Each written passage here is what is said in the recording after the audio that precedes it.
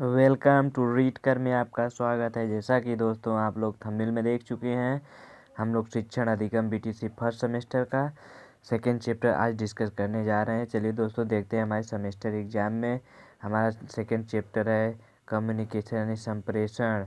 इस चैप्टर से हमारे सेमेस्टर एग्जाम में किस टाइप से क्वेश्चन पूछता है, हमको इस सेमेस्टर के एग्ज़ाम में क्वेश्चन का आंसर कैसे लिखना है। चलिए दोस्तों देखते हैं किस टाइप से क्वेश्चन पूछता है। संप्रेषण यानी दो व्यक्ति आपस में बातचीत जो करते हैं उनको मुख्य रूप से संप्रेषण माना जाता है। अपने बातों का आदान प्रदान करना संप्रेषण है। तो किताबी भाषा में हम लोग कैसे उसको लिख सकते हैं, जैसे देखिए दोस्तों क्वेश्चन पूछ सकता है संप्रेषण से आप क्या समझते हैं, शिक्षण अधिगम में संप्रेषण की आवश्यकता की व्याख्या कीजिए।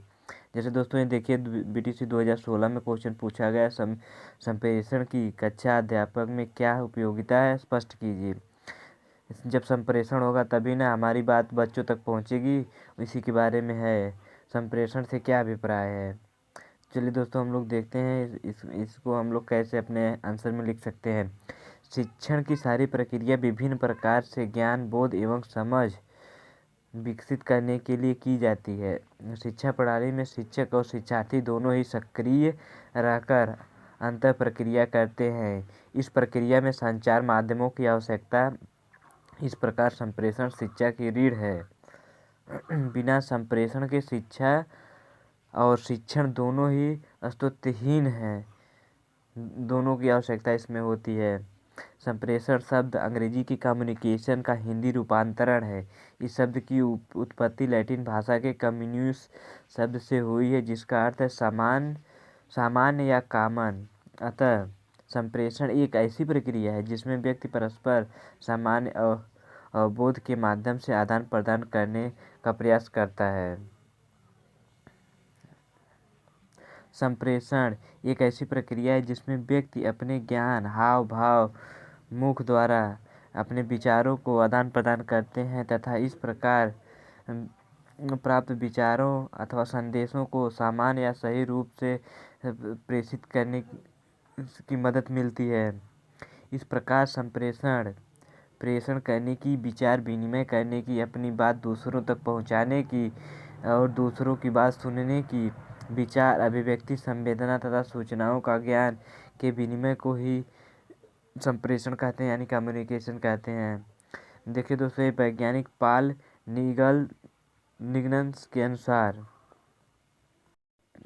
लिगन्स के अनुसार संप्रेषण वह प्रक्रिया है जिसके द्वारा दो या दो से अधिक लोग विचारों, तथ्यों, भावनाओं, प्रभावों आदि का इस प्रकार परस्पर विनिमय करते हैं कि सभी लोग प्राप्त संदेश को समझ जाते हैं। संप्रेषण में संदेश देने वाले तथा संदेश को ग्रहण करने वाले के मध्य संदेशों के माध्यम से समन्वय स्थापित किया जाता है।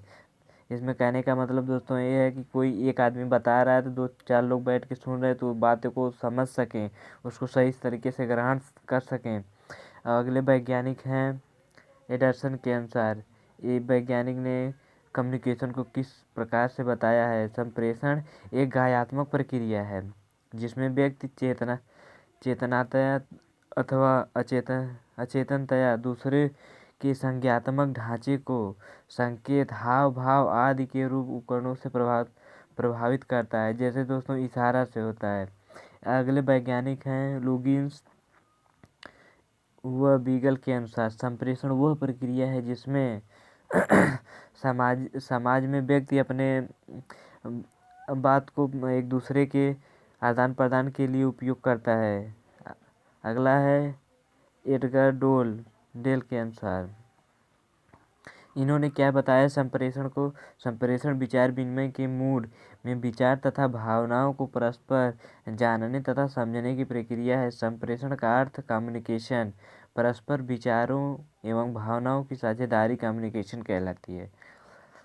संप्रेषण अनुभवों के साझेदारी की प्रक्रिया है जब यह अनुभव सभी को प्राप्त न हो जाए तब तक कम्युनिकेशन चलता रहे। आगे क्या देखते हैं दोस्तों, शिक्षण अधिगम में संप्रेषण की क्या आवश्यकता है।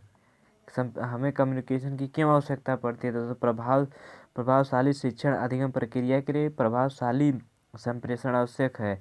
प्रभावशाली शिक्षण में शिक्षक एवं शिक्षार्थी मिलजुल कर प्रभावशाली संप्रेषण के लिए प्रयास करते हैं। हार्वर्ड के अनुसार शिक्षण का प्रमुख कार्य विचारों, तथ्यों एवं सूचनाओं को शिक्षार्थी तक पहुंचाना। शिक्षक इस हेतु जितना प्रभावशाली ढंग से इसका संप्रेषण करता है उतना ही सफल शिक्षक कहलाता है। शिक्षण व प्रशिक्षण के क्षेत्र में शिक्षार्थी छात्राध्यापक को सही प्रकार से अपने बातों को स्पष्ट रूप से रख सकता है। इसी को कम्युनिकेशन एंड संप्रेषण कहते हैं। संप्रेषण का क्या क्या महत्व है हमारे दैनिक जीवन में, चलिए दोस्तों देखते हैं हमारे दैनिक जीवन में संप्रेषण का क्या महत्व है।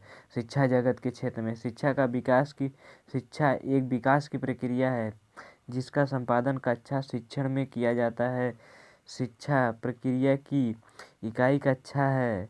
शिक्षण की क्रिया का संचालन संप्रेषण द्वारा ही किया जाता है। शिक्षण को अंतः प्रक्रिया मानते हैं और संप्रेषण प्रभाव ही अंतः क्रिया प्रकाशित को प्रोत्साहित करता है। कक्षा के संप्रेषण में शाब्दिक संप्रेषण, अशाब्दिक संप्रेषण तथा लिखित संप्रेषण तीनों प्रभावों को प्रस्तुत किया जाता है। इसके अतिरिक्त अशाब्दिक संप्रेषण अथवा हाव भाव के शिक्षक अपनी भावनाओं को शिक्षार्थियों के द्वारा बच्चों को अपनी बातों को संप्रेषण द्वारा बताता है। इस प्रकार कक्षा संप्रेषण में शाब्दिक तथा अशाब्दिक प्रक्रिया का संपादन किया जाता है, जिसमें कक्षा में सामाजिक भावनाओं का वातावरण सृजन किया जाता है और शिक्षार्थी उसमें सीखने के अनुभव प्राप्त करते हैं, जिससे शिक्षार्थियों के व्यवहार में अपेक्षित परिवर्तन किए जाते हैं। अगला क्वेश्चन हमारे सेमेस्टर एग्जाम में किस टाइप से पूछा जा सकता है, चलिए दोस्तों देखते हैं। संप्रेषण की विशेषता, संप्रेषण की क्या क्या विशेषता है, अलग अलग विशेषताएं होती हैं अलग जगह पे। चलिए दोस्तों हम लोग पॉइंट वाइज देखते हैं इसमें क्या विशेषता है। परस्पर विचारों एवं भावनाओं का आदान प्रदान किया जाता है। संप्रेषण एक पारस्परिक संबंध स्थापित करने की एक प्रक्रिया है। यह द्विवाही प्रक्रिया है। इसमें दो पक्ष होते हैं, एक संदेश देने वाला, एक संदेश को ग्रहण करने वाला। संप्रेषण में अंत प्रक्रिया निहित होती है एवं दोनों पक्षों में विकास होता है। संप्रेषण प्रक्रिया उद्देश्य प्रक्रिया है। विचारों एवं भावनाओं के आदान प्रदान को प्रोत्साहन किया जाता है और संप्रेषण की प्रक्रिया में परस्पर अंतर प्रक्रिया पृष्ठ पोषण में होना आवश्यक है। इसमें आदान प्रदान की प्रक्रिया पृष्ठ पोषण दिया जाता है। संप्रेषण में व्यक्ति या व्यक्तियों के व्यक्तित्व प्रत्यक्षीकरण में महत्वपूर्ण भूमिका होती है। अगला क्या है, संप्रेषण मानवीय तथा सामाजिक वातावरण में बनाए रखने का कार्य करता है।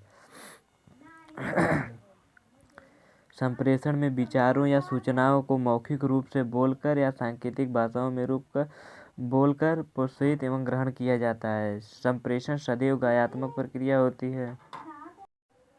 संप्रेषण के मुख्य 4 कार्य दोस्तों देखते हैं क्या क्या। सूचना प्रत्यक्ष करना, निर्देश आदेश का संदेश प्रसारित करना यानी प्रोत्साहित करना, परस्पर विश्वास जागृत करना, समन्वय स्थापित करना। अगला क्वेश्चन हमारे सेमेस्टर एग्जाम में किस टाइप से पूछा जाता था, संप्रेषण के प्रकार बताइए। संप्रेषण अनेक प्रकार से होता है। प्रभावशाली शिक्षण अधिगम की प्रक्रिया को गायात्मक, सक्रिय एवं जीवंत बनाने के लिए संप्रेषण की निरंतरता या अनवरत आवश्यक होती है। इस प्रक्रिया में संप्रेषण एक व्यक्ति से दूसरे व्यक्ति तक अभिसूचनाओं का संचार किया जाता है। कक्षा में शिक्षक पाठ्यवस्तु संबंधी तथ्यों तथा प्रत्ययों में शाब्दिक तथा अशाब्दिक आदि संप्रेषणों द्वारा शिक्षार्थी का तक पहुंचाया जाता है। देखते हैं दोस्तों कितने प्रकार के शिक्षण में संप्रेषण को निम्न भागों में वर्गीकृत किया गया है। जैसे दोस्तों देखते हैं, पहला है शाब्दिक संप्रेषण, मौखिक संप्रेषण, लिखित संप्रेषण, अशाब्दिक संप्रेषण। शाब्दिक संप्रेषण क्या है, वर्बल कम्युनिकेशन। शाब्दिक संप्रेषण में भाषा का प्रयोग किया जाता है। यह संप्रेषण मौखिक रूप से वाणी द्वारा तथा लिखित रूप में शब्दों, संकेतों, विचारों, भावनाओं आदि के रूप में दूसरे के समझ प्रस्तुत करने के लिए प्रयोग किया जाता है। मौखिक क्या है, ओरल कम्युनिकेशन। इस संप्रेषण में वाणी द्वारा तथ्यों एवं सूचनाओं का आदान प्रदान किया जाता है। इसमें वार्ता, परिचर्चा, समूह चर्चा, व्याख्या, कहानी, प्रश्नोत्तर आदि का प्रयोग किया जाता है। लिखित में क्या है, इसमें संदेश देने वाले लिखित रूप से शब्दों का या संकेतों के द्वारा इस प्रकार संदेश प्रदान करता है ताकि ग्रहण करने वाला इसे समझ सके। अशाब्दिक क्या है, नॉन वर्बल कम्युनिकेशन। अशाब्दिक संप्रेषण में भाषा का प्रयोग नहीं किया जाता है। इसमें वाणी संकेत, चक्षु संपर्क, मुख मुद्रा एवं इशारों का प्रयोग किया जाता है। वाणी संप्रेषण में विचारों तथा भावनाओं की अभिव्यक्ति व्यक्तित्व रूप से अथवा छोटे छोटे समूहों में आमने सामने रहकर वाणी द्वारा, कोड द्वारा, जैसे हाँ, हूँ, हाँ, मतलब कहना, सीटी बजाना, यह सब कम्युनिकेशन है। अगला दोस्तों देखते हैं इसमें क्या है, मुख मुद्रा, चक्षु संपर्क, स्पर्श संपर्क। इसमें स्पर्श को ही प्रमुख माध्यम बनाया जाता है ताकि स्पर्श माध्यम से व्यक्ति अपने भावनाओं को एवं विचारों को अभिव्यक्त करने में समर्थ हो। प्रशंसा की शाबाशी, प्यार, एक चुंबक अपने बहुसी ही भाषाओं का संवेदन एवं तथा विचारों की अभिव्यक्ति का एक महत्वपूर्ण साधन है। अगला क्वेश्चन देखते हैं हमारे सेमेस्टर एग्जाम में किस टाइप से पूछे। कक्षा संप्रेषण में प्रभावशाली किन तरीकों पर निर्भर करती है। संप्रेषण के तरीके बताइए। संप्रेषण के कितने तरीके दोस्तों देखते हैं। कक्षा संप्रेषण में प्रभावशाली इन बातों पर निर्भर करता है। संप्रेषण स्रोत का बल तथा गुणवत्ता, संप्रेषण सामग्री, विषय वस्तु की गुणवत्ता और स्वभाव, मार्ग अथवा संप्रेषण माध्यम, शाब्दिक तथा अशाब्दिक, प्राप्तकर्ता विद्यार्थी का बल और गुणवत्ता, वातावरणीय परिस्थिति। और इसमें दोस्तों देखते हैं कक्षा संप्रेषण में प्रभावशाली लाने के लिए संप्रेषणकर्ता शिक्षक के निम्नलिखित गुण और विशेषता सहायक है। क्या सहायक दोस्तों, विद्यार्थी को पहुंचाने जाने वाली विषय वस्तु को ऊपर शिक्षक का पूरा अधिकार होना तथा उसके द्वारा आधुनिक जानकारी रहना, ज्ञान की अभिलाषा करना, अधिगम सामग्री के उपयुक्त चयन व प्रयोग में कार्यकुशल होना, शिक्षण की कार्य प्रणाली, युक्तियों, नियमों तथा सिद्धांतों के प्रयोग कार्यकुशल होना।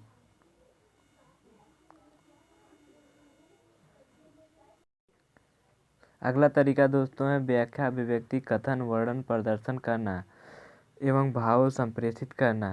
अगला है कक्षा नियंत्रण व प्रबंधन कार्यकुशल से करना। दोस्तों कक्षा नियंत्रण व प्रबंधन में कार्यकुशलता प्राप्त करना, उच्च बुद्धि, चरित्र और सामाजिक प्रभावशाली पूर्ण से व्याख्या करना, आत्मविश्वास, उत्साह, परिश्रम एवं आशावादी, लोकतांत्रिक गतिशीलता, स्नेह और मनोवैज्ञानिक दृष्टिकोण से कक्षा संप्रेषण में प्रभावशाली होना, विद्यार्थी के साथ शिक्षक जैसा व्यवहार करना, संतुलित व्यक्तित्व बनाए रखना। अगला क्वेश्चन हमारे सेमेस्टर एग्जाम में किस तरह से पूछ सकता है। संप्रेषण संबंधी प्रमुख बाधाएं कौन कौन सी हैं। संप्रेषण संबंधी प्रमुख बाधाएं, संप्रेषण करने में यानी एक दूसरे तक अपनी बात को पहुंचाने में क्या क्या बाधाएं हो सकती हैं। चलिए दोस्तों देखते हैं। रुचि का अभाव, संप्रेषण सामग्री में कमी, संप्रेषण माध्यम की कमियां। चलिए दोस्तों हम लोग डिटेल में समझते हैं। संप्रेषण तथा प्राप्तकर्ता, इन दोनों में यदि एक भी की रुचि संप्रेषण क्रिया में नहीं तो संप्रेषण प्रक्रिया पूरी नहीं होगी, क्योंकि अगर बताने वाला सही है या सुनने वाला गड़बड़ है तो संप्रेषण यानी कम्युनिकेशन प्रक्रिया पूर्ण नहीं होगी। संप्रेषण सामग्री की कमी, यह संप्रेषण सामग्री प्राप्तकर्ता की रुचि तथा आवश्यकताओं के अनुकूल नहीं है या योग्यता और सक्षमता के अनुकूल नहीं है, संप्रेषण का प्रभाव रुक जाता है। संप्रेषण माध्यम की कमियां, संप्रेषण स्रोत और प्राप्तकर्ता के बीच संप्रेषण चालू रखने के लिए संप्रेषण माध्यम धारा प्रवाह का काम करता है। अगर धारा प्रवाह रुक जाए तो बिजली बल्ब नहीं जलेगा, अतः माध्यम की कमी संप्रेषण में रुकावट पैदा कर सकती है।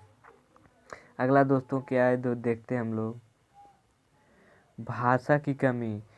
कम्युनिकेशन में बोलने में भाषा की कमी क्या हो सकती है? जिस भाषा में आम लोग बोल रहे हैं, जिन संकेतों का प्रयोग कर रहे हैं, अगर प्राप्तकर्ता को उनकी समझ नहीं हो तो कम्युनिकेशन बेकार हो जाएगी। प्राप्तकर्ता संबंधी कमियां। इन सभी कमियों के अलावा संप्रेषणकर्ता संप्रेषण के समय किसी शारीरिक व मानसिक स्थिति से गुजर रहा है। इस प्रभाव से कम्युनिकेशन में रुकावट खड़ी हो सकती है। अगला क्या है, वातावरण जन्य कमियां। जिन वातावरण में कम्युनिकेशन की क्रिया चल रही है, वहाँ वातावरण में मौसम की प्रतिकूलता जैसे अधिक गर्मी, ठंडा, तूफान आदि संप्रेषण में बाधा डालते हैं। जैसे दोस्तों बारिश होने लगी, अधिक गर्मी होने लगी, तब भी संप्रेषण करने में कमी आएगी। संप्रेषण की बाधाएं क्या हैं दोस्तों? अगले देखते हैं, पर्यावरण बाधा। अत्यधिक मौखिक वार्ता जब ज़्यादा अधिक आवश्यकता से अधिक होने लगता है, तब भी कम्युनिकेशन करने में दिक्कत आती है दोस्तों। और संदर्भित भ्रमकता। अगर ज़्यादा भ्रम होने लगा तो भी हमारे कम्युनिकेशन बेकार हो जाएगा। ऐसे ही दोस्तों हम लोग अपने सेमेस्टर एग्जाम में क्वेश्चन को हल करेंगे। अगला देखते हैं हम लोगों का छोटे छोटे क्वेश्चन किस टाइप से हमारे सेमेस्टर एग्जाम में पूछते हैं। संप्रेषण से क्या अभिप्राय है? तो इसमें हम लोग दोस्तों छोटे से वर्ड में लिख सकते हैं, एक व्यक्ति द्वारा दूसरे व्यक्ति को जो सूचना या जानकारी दी जाती है और दूसरा समझ लेता है, वही संप्रेषण यानी कम्युनिकेशन है।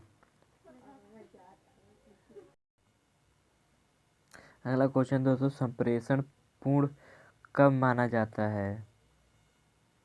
हम लोग इसको लिख सकते हैं, शिक्षक द्वारा बताई गई बात को छात्र अच्छी तरह समझ सकता है, उत्तर देता है तो शिक्षक समझ जाता है कि बताई गई विषय वस्तु छात्र ठीक तरह से समझ लिया है। संप्रेषण के लिए शिक्षक और बच्चों दोनों में बराबर भागीदारी आवश्यक है।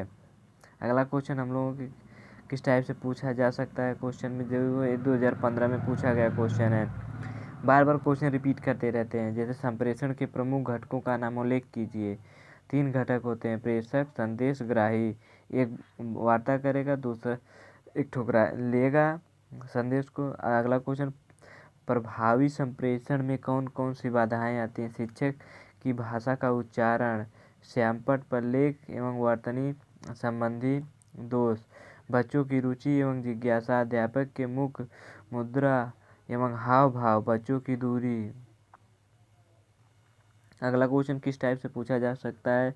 व्यक्तिगत संप्रेषण के 2 लाभ बताइए। ज्ञान प्राप्ति, सही भाषा तथा सही उच्चारण। संप्रेषण की उपयुक्त परिभाषा क्या है? संप्रेषण एक ऐसी प्रक्रिया है जिसमें व्यक्ति अपने ज्ञान, हाव भाव, मुद्रा, मुख तथा विचारों आदि का परस्पर आदान प्रदान करते हैं।